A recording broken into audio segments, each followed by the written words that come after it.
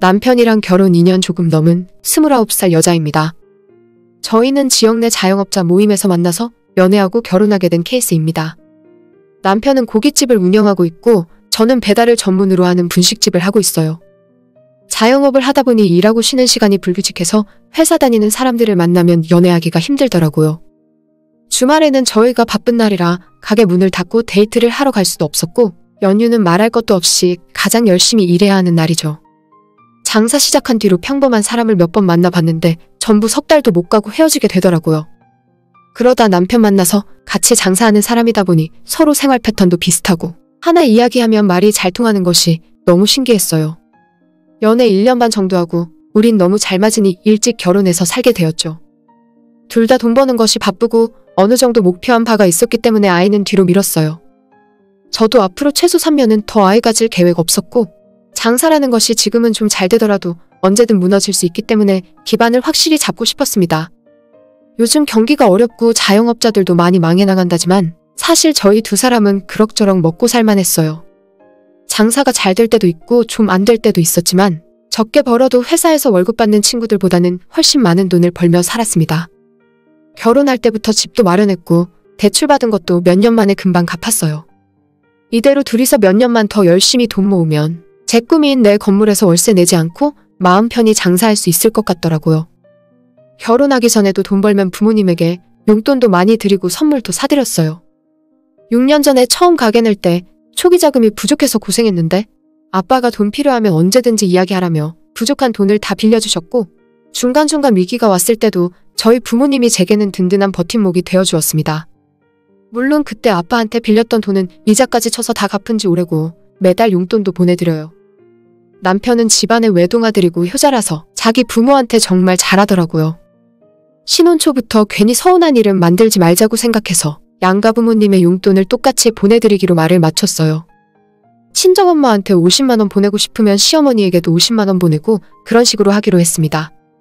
처음엔 기존에 드리던 용돈이 2배로 나가는 기분이라 조금 힘들었는데 남편도 시부모님에게 용돈 드리고 싶을 때 친정 부모님에게 똑같이 보내드리니 기분은 좋더라고요. 서로 현명하게 잘하고 있다 생각했는데 문제는 지난 연말에 양가 부모님 선물해드리다가 터지게 되었습니다. 남편과 제 가게 매출이 작년 말에 정말 많이 나왔어요. 그때 잠시 거리두기가 해제되어서 남편 가게에도 손님이 많이 몰렸고 저도 이상하리만치 매출이 잘 나오던 시기였습니다. 우리 둘 다 주머니도 두둑해서 연말이고 하니 양가 부모님 선물로 패딩을 사드리기로 했어요. 주말 장사 열심히 하고 월요일에 남편이랑 같이 저희 동네 백화점을 찾았습니다. 저희는 평소에 비싼 옷을 잘 입진 않아요. 어차피 가게에서 일만 하고 평소에 어디 돌아다니지도 않으니까 겨울엔 패딩 하나 사서 그걸로 1년 내내 입고 지냅니다. 가게에서 일하고 가끔 바쁠 때 배달도 다니다 보면 비싸고 좋은 옷은 필요 없더라고요. 하지만 부모님에게까지 돈을 아끼고 싶진 않아서 기왕 해드리는 거 정말 좋은 걸로 한 벌씩 해드리고 싶더라고요. 겁도 없이 TV에서 보던 명품 브랜드로 찾아 올라갔는데 솔직히 제 예상보다 훨씬 금액이 커서 속으로 헉 소리가 절로 나왔습니다. 명품 패딩이니까 100만 원은 넘겠지 정도로만 생각했는데 가장 싼 게 150만 원 이상이고 200만 원 넘는 것도 많더라고요. 제가 그때 입고 있던 패딩이 19만 9천 원짜리였거든요. 이쁘다 생각해서 옷을 구경하다가 가격표를 보고는 그냥 내려놓고 나오고 싶었어요. 남편도 생각보다 높은 금액에 당황한 모습이 느껴지더라고요. 그냥 나와서 적당한 금액의 국산 브랜드 패딩을 사드릴까 고민하다가 이렇게 비싼 건 어쩌다 한번 해드리는 거니까 돈은 또 벌고 일단 사드리자고 마음을 먹었습니다. 저희 부모님 드릴 건 제가 알아서 고르기로 하고 남편 보고 시부모님 것을 알아서 고르라고 했어요.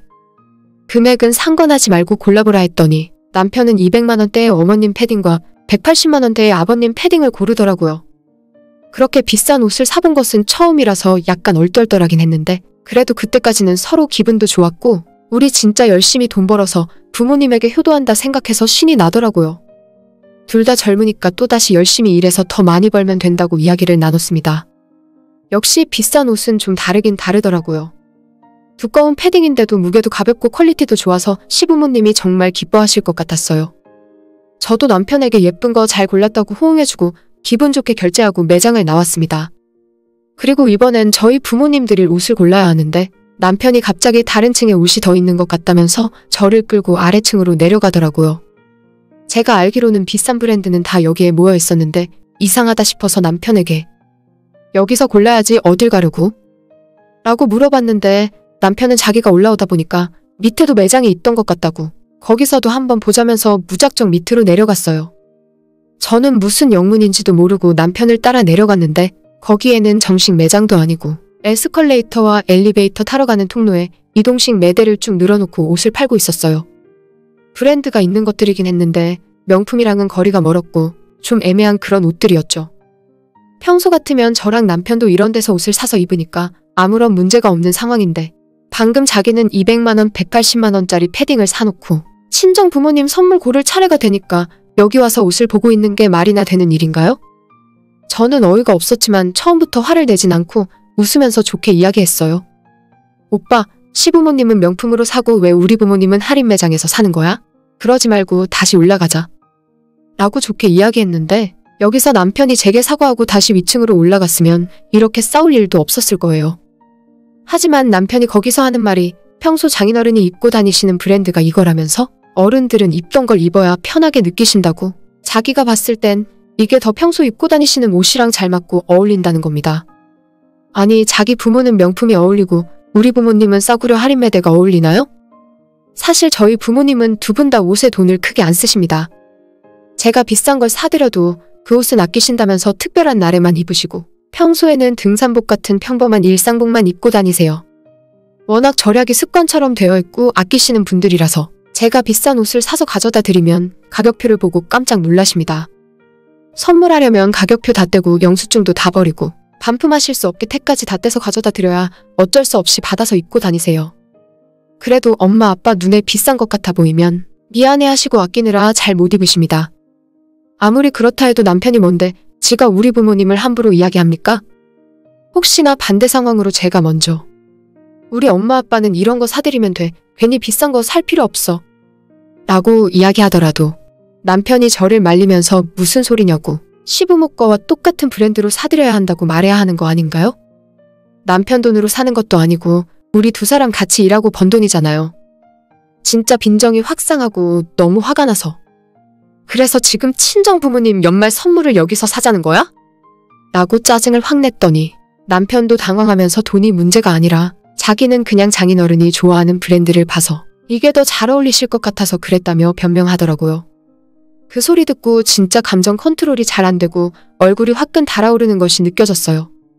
백화점에서 소리 지르고 싸울 수도 없고 더는 선물 고를 기분도 아니라서 거기까지만 하고 집으로 돌아왔습니다. 집에 와서도 남편이랑 계속 말싸움을 했는데 남편은 끝까지 제가 오해한 거라면서 결코 돈 때문이 아니라 순수하게 장인어른에게 어울릴 것 같아서 추천한 것뿐이라네요. 오히려 자기를 이상한 사람 만든다면서 남편도 나중엔 화를 내고 적반하장의 태도를 보였어요. 그 후로는 서로 말도 안 하고 냉전 상태가 되었습니다.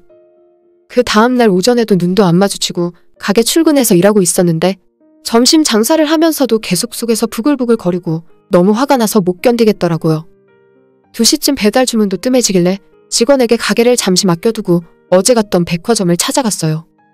남편이 시부모님 선물로 샀던 브랜드보다 조금 더 비싼 곳에 가서 친정 부모님 패딩을 커플로 똑같이 사줬습니다. 한 벌에 230만원씩 하더라고요. 그리고 저녁에 마감하고 남편 보란듯이 쇼핑백 들고 집에 들어왔더니 그걸 보고 남편이 경악을 하고 소리를 치면서 저보고 상의 없이 그렇게 큰 돈을 어떻게 쓸 수 있냐고 화를 내는 겁니다. 아무리 우리가 어제 싸웠다지만 이건 신뢰의 문제라면서 앞으로 저를 어떻게 믿고 사냐는 거예요. 자기 부모는 명품 사고 우리 부모님은 싸구려 할인 제품 사려고 했던 놈 입에서 신뢰라는 말이 나올 법한 소리인가 싶더라고요. 어떻게 보면 별거 아닌 건데 너무 감정 상하고 남편은 아무렇지도 않게 우리 부모님에게 싸구려 선물 해주려고 했던 그 마음이 괘씸해서 정이 다 떨어졌어요. 그게 작년 12월 말인데 그때부터 서로 감정 상해서 대화도 점점 안 하기 시작하고 부부 공동으로 모으고 있던 통장도 따로 관리하기 시작하면서 말은 안 했지만 우리가 이혼 준비를 하고 있더라고요. 서로 밥 먹는 것도 꼴보기 싫어지고 공과금만 반반씩 내고는 집안 살림 모든 것도 각자 돈으로 각자 알아서 하게 되었습니다. 이대로 이혼을 하는 건가? 만약 갈라서게 되면 어디서부터 어떻게 시작해야 하지 고민하다가 지난 구정에 남편이 저보고 설날에 자기 집 갈 거냐고 묻더라고요. 난 그날 가게 문 열고 장사할 거라서 못 간다고 했더니 알겠다고 이혼하자고 했어요. 한 달 싸우고 2달 정도 냉전 상태로 감정이 다 식어버린 상황이라 이혼하는 것이 당연하게 느껴지더라고요. 더 이상 이 사람에게 화도 나지 않고 아쉽지도 않아서 빠르게 서류 정리하고 끝냈습니다. 남편이 자기가 집에서 나가겠다고 해서 제가 집값의 반을 남편에게 현금으로 보내줬더니 그전부터 통장이나 적금 보험 같은 건 각자 앞으로 돌려놓은 상황이라 더 이상 정리하고 말고 할 것도 없더라고요. 저는 아무렇지도 않은데 오히려 부모님이 본인들 때문에 이혼하는 거라 생각하시고 마음 아파하시는 것이 너무 죄송스러웠어요. 그런 쓰레기 같은 인간이랑 깊게 엮이지 않고 이혼해서 저는 너무 좋고 행복하다고 아무리 말씀드려도 두 분은 딸의 이혼이 아직 큰 충격이신가 봅니다.